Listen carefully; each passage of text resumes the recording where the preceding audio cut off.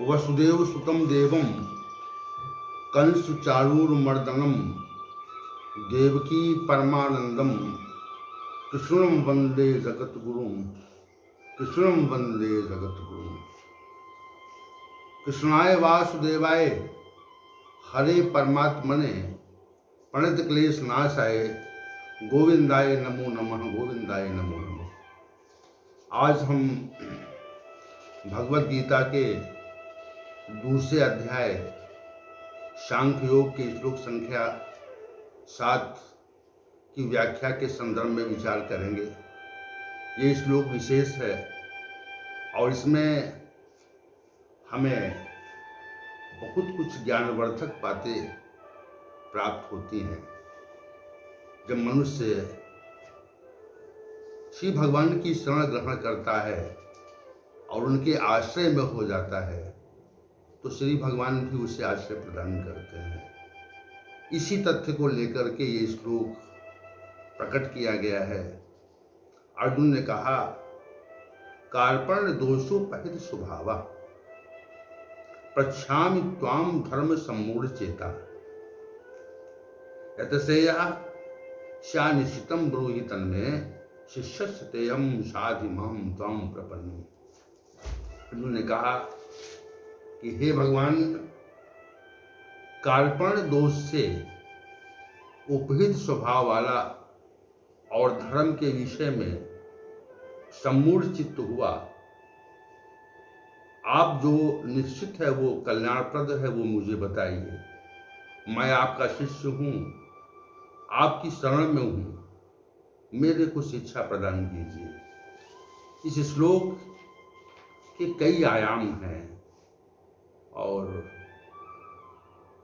अर्जुन ने प्रथमता ये कहा कि कार्पण्य दोष से उपहत स्वभाव वाला हूं। इसमें कार्पण्य दोष क्या है, इस पर पहले विचार कर लें। अर्जुन ने इससे पूर्व जो कुछ विचार प्रस्तुत किए थे उसमें उसने यही कहा था, राज सुख के लिए, सुख के लोभ हेतु मैं स्वजनों को मारना नहीं चाहता।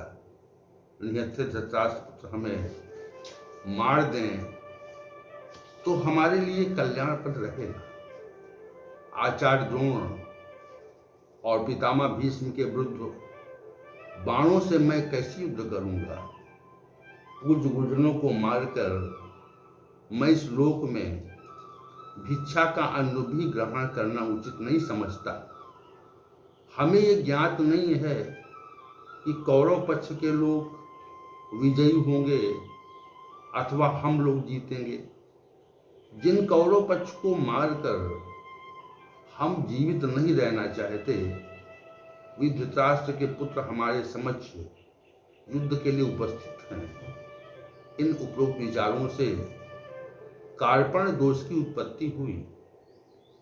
वो कायरतावश युद्ध नहीं करना चाहता, वरन स्वजनों का अकारण वध हो, राजसुख के लिए वध हो, ऐसा वो नहीं चाहता, इसलिए वो युद्ध नहीं करना चाहता। कायरतावश मनुष्य जब युद्ध से भागता है तो वो अपने शत्रुओं से भयभीत हो जाता है। शत्रु पक्ष की शक्ति को देखकर, अपनी स्थिति को देखकर, शत्रु पक्ष के सामर्थ्य को देखकर अपने प्राणों की रक्षा हेतु स्वयं को बचाने के लिए युद्ध से विमुख होता है तो उसे कायर कहा जाता है। कार्पण्य दोष कायरता रूपी दोष नहीं है। ये उपयुक्त प्रकार से उत्पन्न दोष है जो स्वजनों के मोह से उत्पन्न हुआ है। महापुरुषों अर्थात पितामह भीष्म, आचार्य द्रोण को देखकर प्रकट हुआ है। अर्जुन इस कार्पण्य दोष से आवृत है। उसका मन स्वजनों की हत्या के विचार से शोकग्रस्त है। ये स्थिति कार्पण्य दोष से उपस्थ स्वभाव वाली है।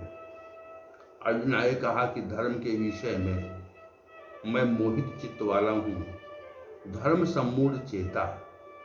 धर्म की परिभाषा महर्षि कणाद ने वैशेषिक दर्शन में की और धर्म की परिभाषा में ये कहा कि तो विद्यानि शेष सिद्धि से धर्मा, जिससे अभ्युदय हो, जिससे मुक्ति हो जाए, वही धर्म है।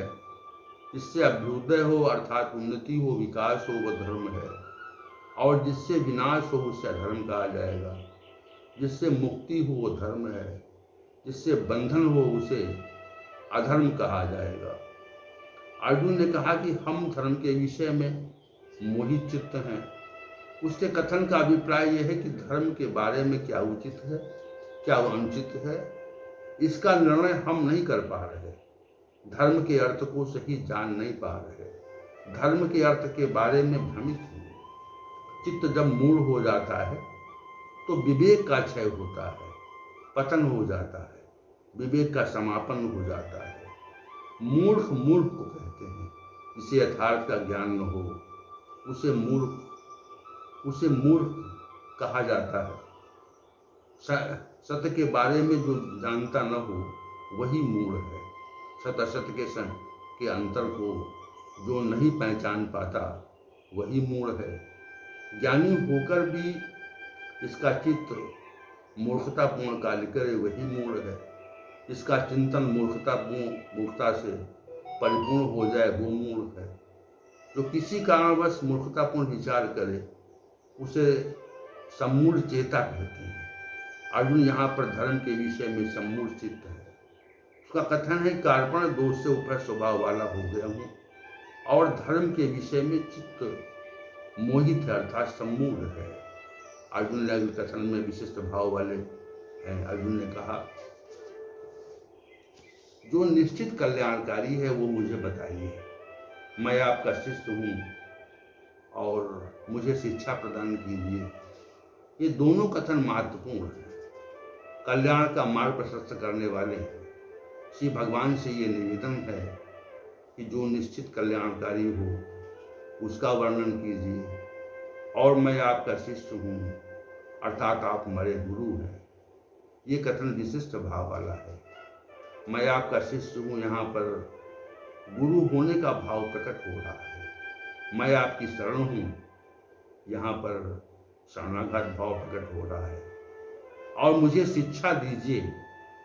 इसमें जो अनुचित उचित के बारे में यथार्थ रूप से बताइए, ऐसा भाव प्रकट हो रहा है।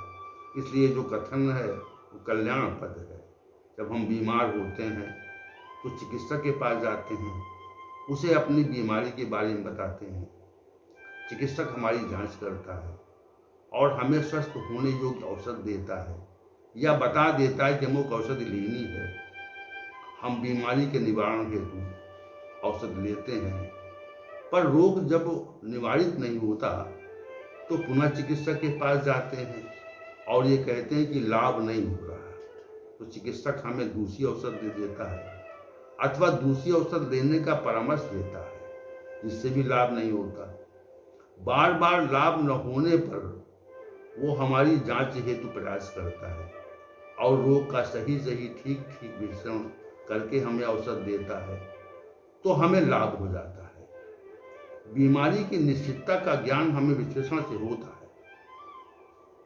अर्जुन को जो सम्मूढ़ चेता की बीमारी है तथा कार्पण दोष स्वभाव की बीमारी है, उसके निवारण हेतु ये निश्चित औषधि चाहते हैं जिससे उक्त बीमारी का निवारण हो।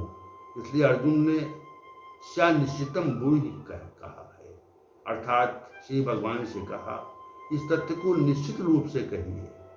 उसके कथन पर संशय होता है, क्या श्री भगवान निश्चित औषध नहीं देते, चिकित्सक की तरह टालमटोल करके दवा देते हैं।